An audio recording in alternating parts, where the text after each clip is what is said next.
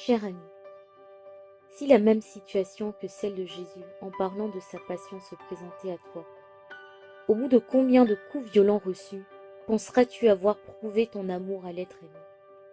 Un coup, 10, 20 coups ou plus? Peut-être que tu te dis, mais quelle importance le nombre de coups reçus par Jésus? Est-ce si important de le savoir? Eh bien la réponse est oui, ça l'est. C'est même très important pour mieux saisir que sa passion, sa flagellation n'était pas anodine. La conscience de ce nombre de coups nous aidera certainement à avoir une meilleure mesure, quand bien même très faible, de l'amour que Jésus, le Christ, a pour nous. En lisant la Sainte Bible, on n'imagine pas vraiment le supplice, la torture, la maltraitance qu'il a vécue. Et nous répétons peut-être machinalement pour certains, sans réellement en peser le poids, que Jésus a souffert sa passion. Cette passion, à vrai dire, que nous n'imaginons même pas parce que c'est une pratique en dehors de notre référentiel culturel tout simplement.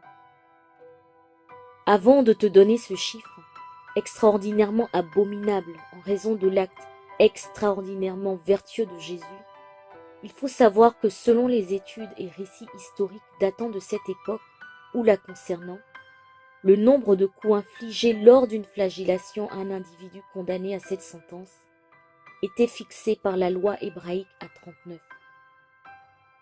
Quant aux objets utilisés pour ce supplice, figuraient parmi eux des lanières multiples, sur lesquelles étaient fixées à quelque distance de l'extrémité libre 2 balles de plomb ou encore des osselets. Vous imaginez des osselets, des balles de plomb.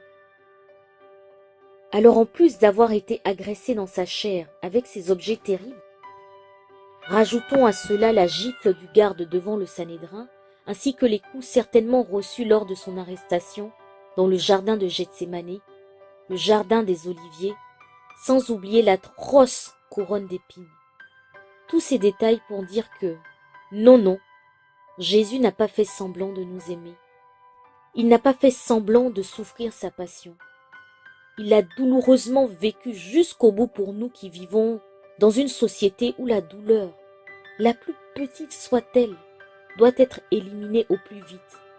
Et c'est appréciable.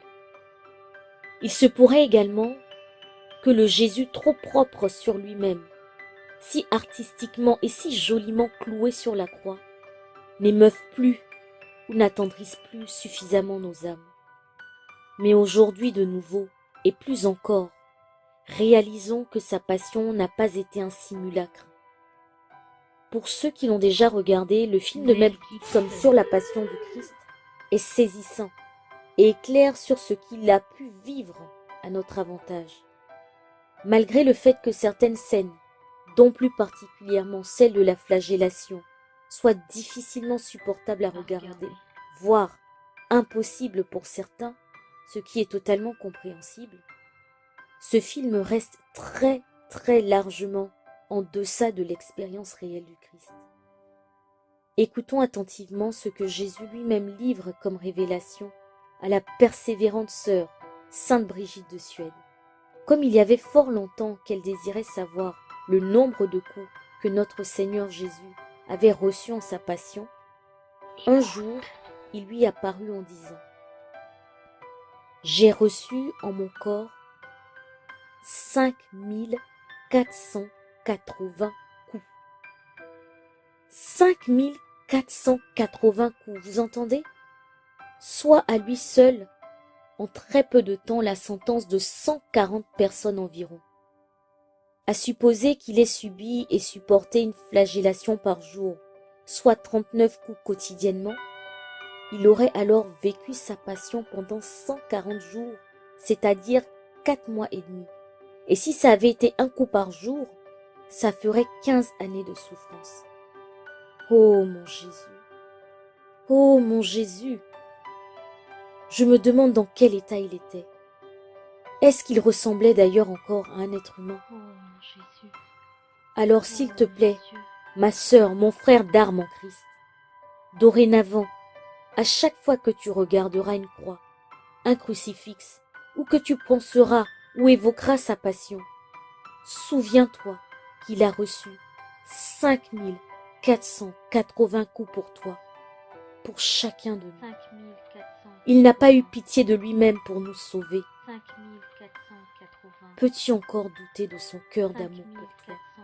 Et plus encore, veux-tu relever le défi d'oser l'aimer chaque jour un peu plus en retour?